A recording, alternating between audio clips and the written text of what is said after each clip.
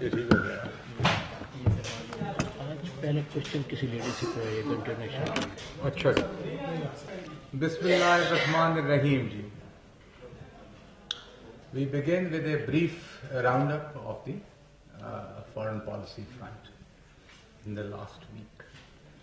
The Indian Deputy High Commissioner, Mr. J.P. Singh, was summoned to the Ministry of Foreign Affairs on the unprovoked ceasefire violations and the use of heavy weapons and automatic weapons and rockets on 1st and 2nd March, resulting in shahadat of two innocent civilians, namely Zafar Iqbal, son of Noor Muhammad, and a 70-year-old man, Mr. Muhammad Nazir, son of Mangta, while injuring three others.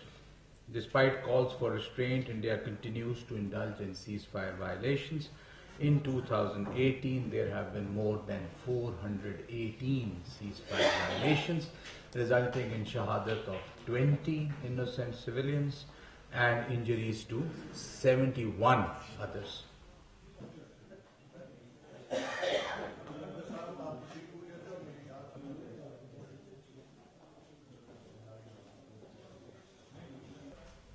In the Indian-occupied Jammu and Kashmir, Indian brutalities and gross human rights violations continue unabated and with impunity.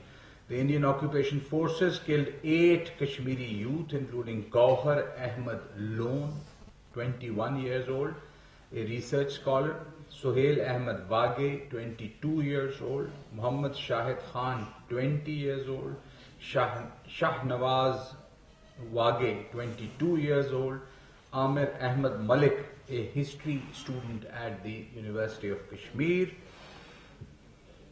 and Ashik Ahmed in Shopian, Pulwama and Hajin districts.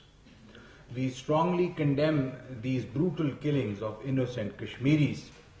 We also condemn the detention yet again of Mr. Yasin Malik, the JKLF chairman, for leading a peaceful protest on the fateful killings of innocent people in Jammu and Kashmir last week.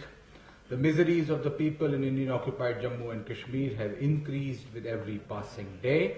We strongly condemn the inhumane and brutal treatment meted out to the innocent and defenseless Kashmiris, both within the occupied land or in detention.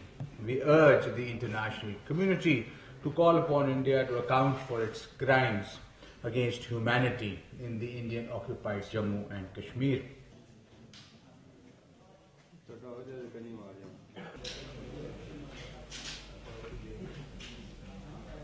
First question on Syria, I did mention some of it in my opening remarks, that while we refrain from commenting on the internal situation of other countries, I can inform you that an elderly Pakistani couple that was residing in eastern Ghouta required our assistance.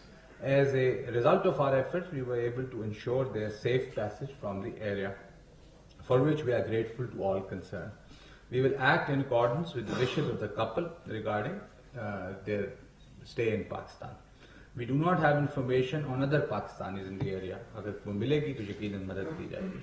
We support a peaceful and political solution to end the crisis, to ensure security and stability in the region, including respect for the territorial integrity of Syria.